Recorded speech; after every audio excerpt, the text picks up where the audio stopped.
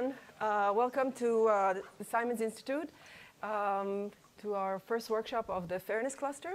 So I just want to say a few words about the Simons Institute, and then I'll pass on the baton or the mic to, to Pat and Cynthia. The Simons Institute, for those of you who have not visited here before, which I think might be the bulk of you this time, is an institute for theoretical computer science, foundations of computer science, with relationship to other fields.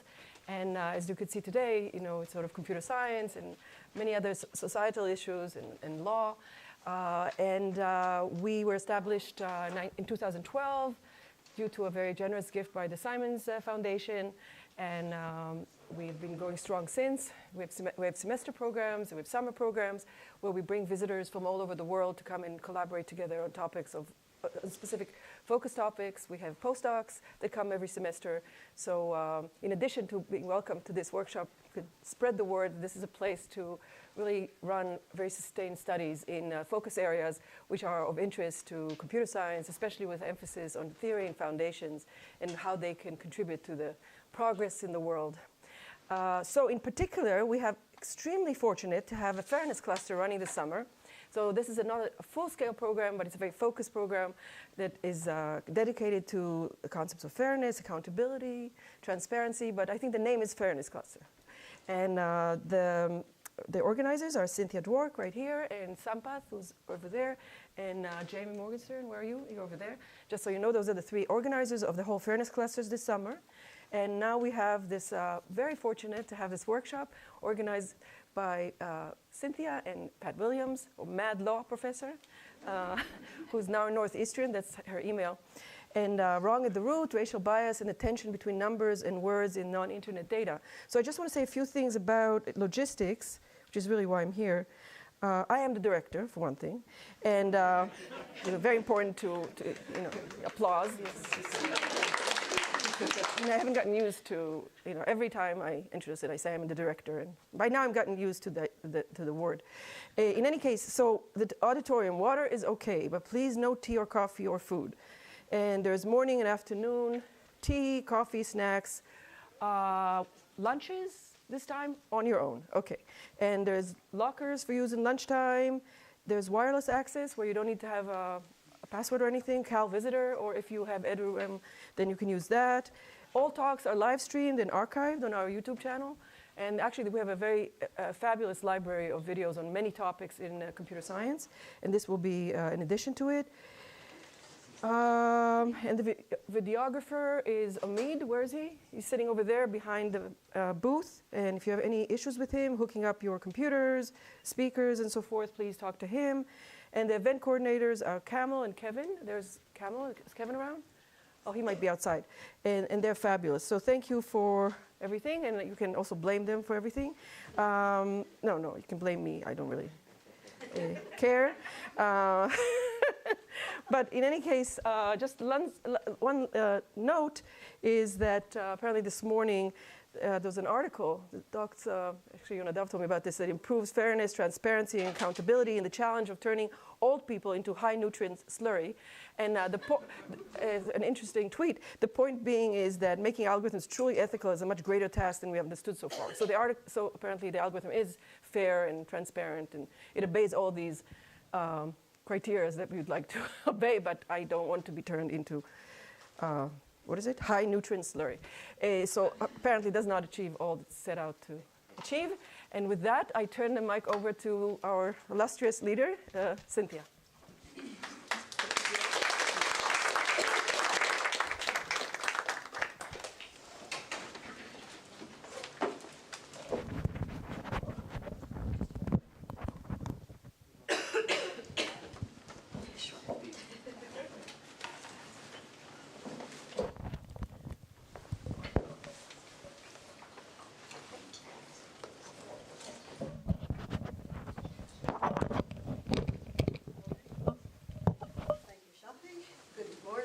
Welcome everybody, and thank you all for making a real journey to come here to California for this. Theoretical computer science has proved invaluable in articulating and tackling complex and difficult to define challenges. such as converting the propose, break, propose again cycle of cryptography to a path of progress, and providing the tools to detect and to remedy the weaknesses of confidentiality protection in the US Census data in the modern information age, reformulating the tools of auctions, and beginning to harness the power of quantum effects for computational purposes. Fairness is very hard. It is contextual, it is political, it is intersectional. And this very complexity and the myriad ways in which algorithms are reaching ever more deeply into our lives calls out for theoretical principles, for clean definitions, and for meaningful guarantees that interact constructively rather than destructively. Now, my hopes for this workshop are twofold. First, I hope that it will lead to progress through an enduring interdisciplinary dialogue that informs us all about what we are up against, the nature of racial bias in data, features, and outcome proxies, and context of use on the one hand, and fundamental mathematical limits of what we can hope for on the other. And I want that this dialogue will help us to clarify concrete and realizable mathematical goals that encourage fairness in algorithms. I also hope that it will lead to the dissemination of the concept, the idea of theoretical computer science as a vehicle to advance social change. And here very much the messenger matters.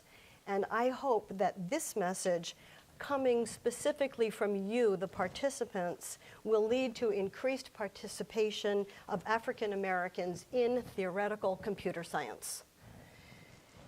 Finally, I want to thank the Simons Foundation, the Simons Institute, the Sloan Foundation for support of the workshop, to Shafi and Shafi Goldwasser and Peter Bartlett, Kristen Kane, Kamal Nawalji, and above all, the patience and wisdom of my co-organizer, Patricia Williams, who has taught me so much over the past year.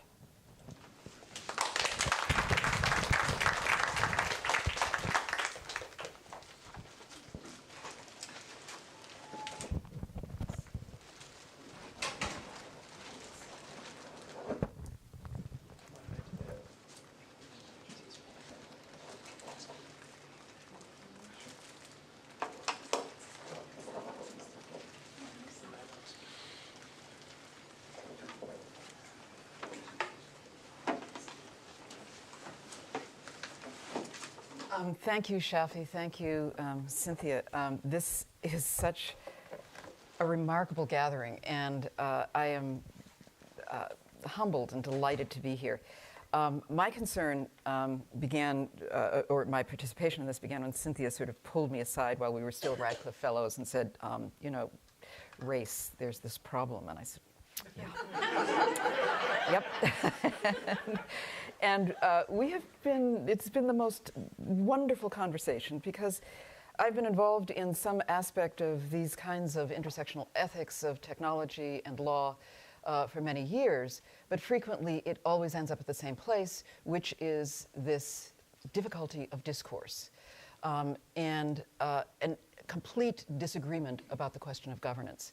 To have the two disciplines, or the broad disciplines of social science and the technological expertise that is gathered here in this room is extremely satisfying as a starting point for perhaps some larger conversation. So I think the notion of fairness and equity grows out of a completely different set of philosophical and rhetorical conventions than the much more libertarian laws governing markets. And many of those who think about governance in computer science think about the law of sort of ultra-libertarian market discourse. And I worry that contract and property law direct ethical and moral considerations in a very specific direction or order, and in particular, market discourse underwrites a sense of speed, urgency, inevitability, and foreshortened future outcome. Similarly, I worry about the power of corporate interests in shaping this future. corporate foundations far less than public institutions. So I'm including in corporate structures for-profit, not-for-profit, as well as for-profit corporations. Our incorporations are embodiments of the singular interests of a narrow range of directors and stakeholders or donors, and by their bylaws, corporations are responsible to shareholders, not publics, not citizens. And so, coming from my particular discipline, I'm very concerned that in the history of race, those who are unraced are generally described or governed by constitutional law and discourse. And those who are marked as raced are generally governed by the law of contracts and property, that they are within a particular set of discourse outcomes. And so for me, the problem of race is broader than simply black and white. It is this phenomenon of suddenly, as Shafi talked about, the elderly becoming slurry for purposes of a product. And that product vocabulary, the vocabulary of that kind of market outcome, is a racial discourse, even if it's not in the context of what we usually think of as race. So race isn't just about black or white. It's not just a problem of carelessly reductive taxonomy. It's also an unexamined ritual of naming as owning. And owning frequently implies the hubris of assuming we know exactly how something works. And it's far too easy to think that we know what race does. And I hope that our discussions here will be marked by a kind of humility that marks a recognition that we have departed from the realm of the familiar.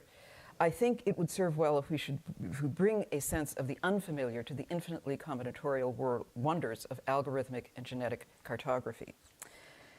My worry is that we seem to be following the learned script of near ancestors. We colonize and plant flags and plot geographies and build fences in the name of patents.